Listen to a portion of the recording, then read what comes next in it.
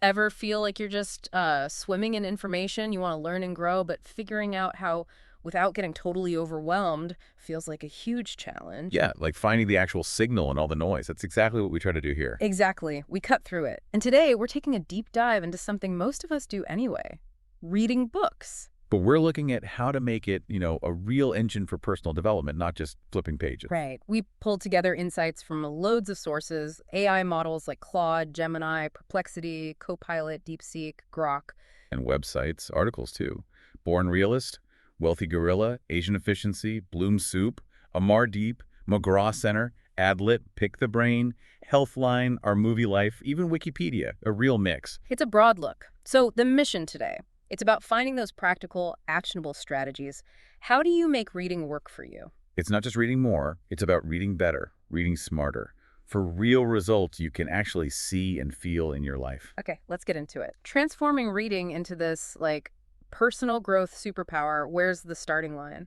Well, it really starts before you even open the book. Yeah. It begins with being intentional, purposeful.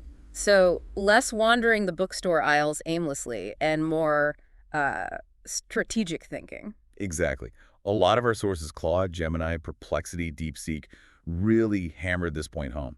You need to align your reading with specific goals. Okay, goals. So first, I need to figure out what I actually want to improve. Precisely. Gemini gave some great examples, like maybe you want to get better at communication or develop more emotional intelligence or understand your finances better. Makes sense. Identify the target area first. Once you know what you're aiming for, picking the right book becomes much easier. It brings focus.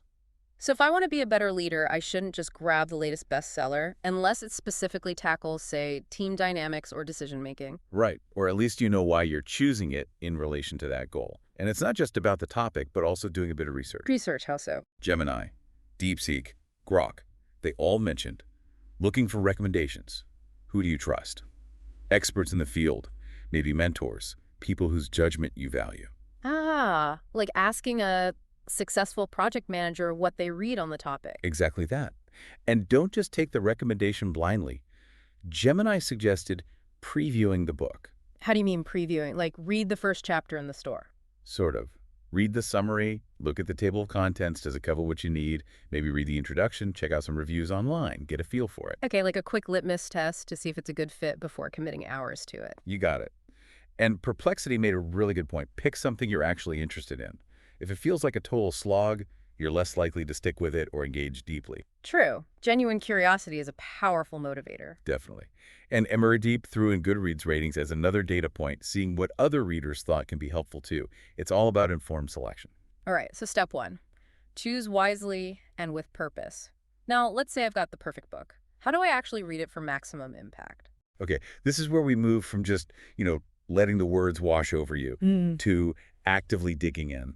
Active engagement, not passive consumption. Exactly. Gemini stressed reading with a purpose, constantly asking yourself questions. Like, what am I trying to get out of this section? Or how does this apply to me? Yes, or do I agree with this? And crucially, why or why not?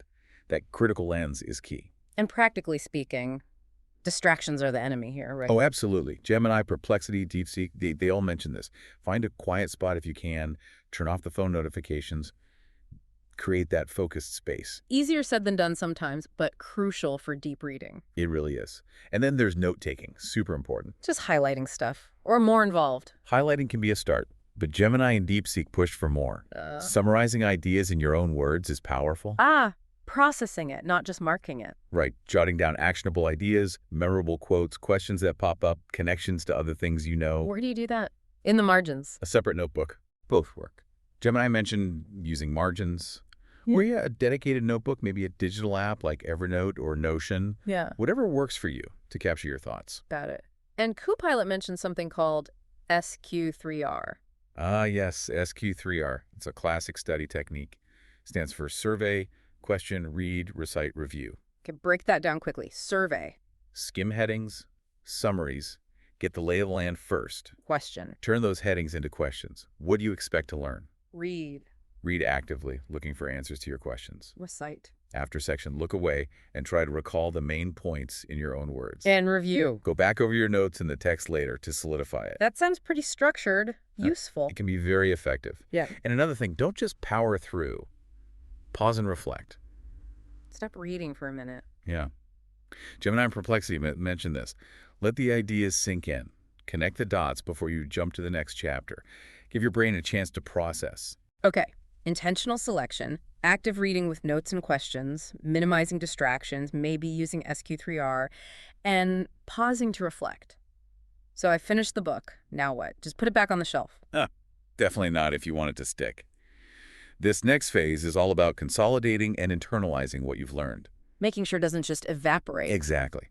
Gemini and DeepSeek suggested trying to summarize the book's main message first without looking at your notes. Ooh, a self-test. That forces recall. It really does. Then go back to your notes and identify maybe the top 1 to 3 takeaways that are most relevant to your goals. The stuff that really matters for me. Yes. And then, this is crucial, turn those takeaways into actionable steps. Okay, how? Make them smart. Both Gemini and DeepSeek brought this up. Specific, measurable, achievable, relevant, and time-bound. So instead of be more confident, it's like speak up with one idea in the next team meeting on Tuesday. Precisely. Much more concrete. And Claude added a neat idea.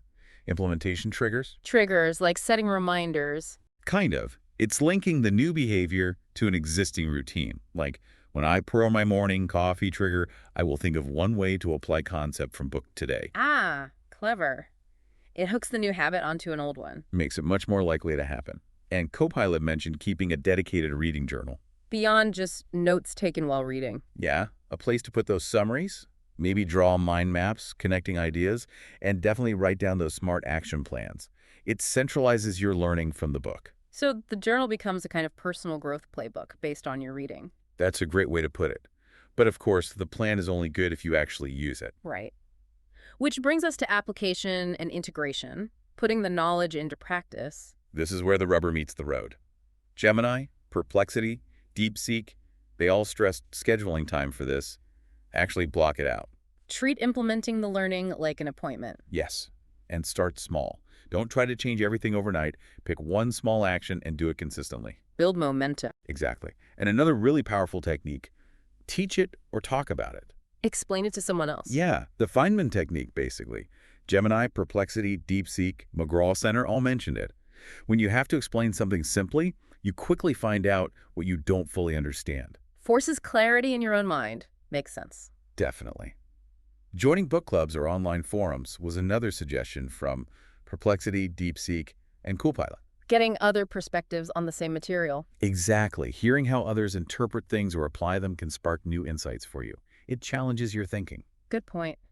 And what about revisiting the material? Crucial. Reviewing your notes is key for retention. Gemini, Claude, DeepSeek, Grok all hit on this. How often? Claude suggested a pattern like 1 day later, 1 week later, 1 month later.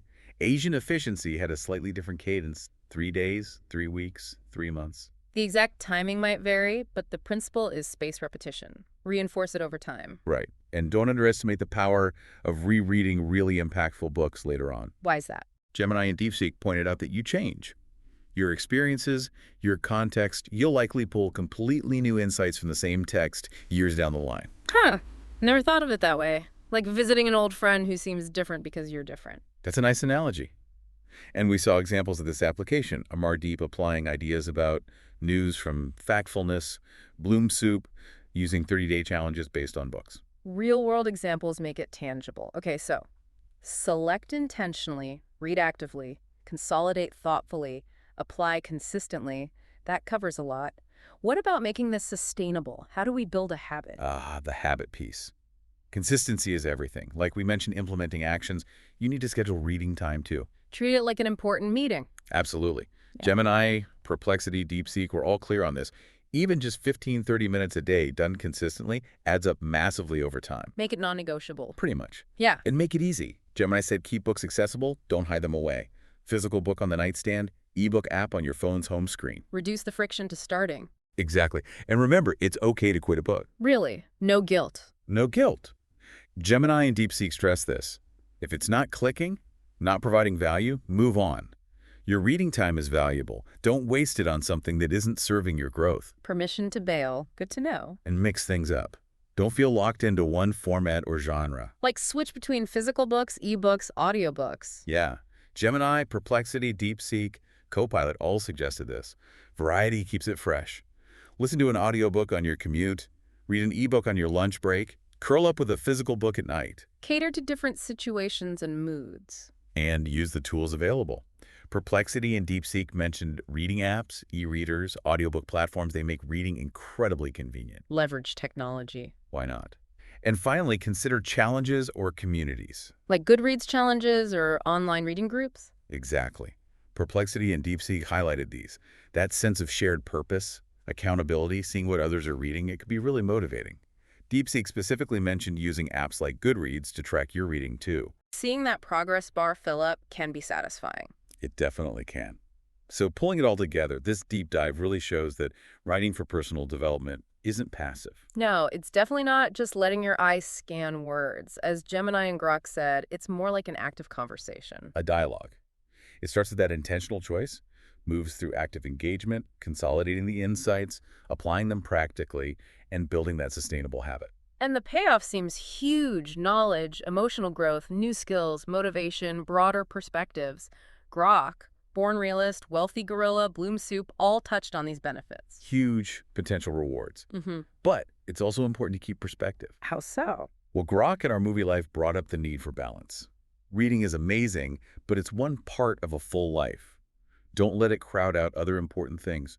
Relationships, experiences, rest. Good reminder. It's a tool, not the entire toolbox for life. Exactly. It's a powerful tool. Integrate it wisely. Okay, so let's leave our listeners with something to chew on. A final thought.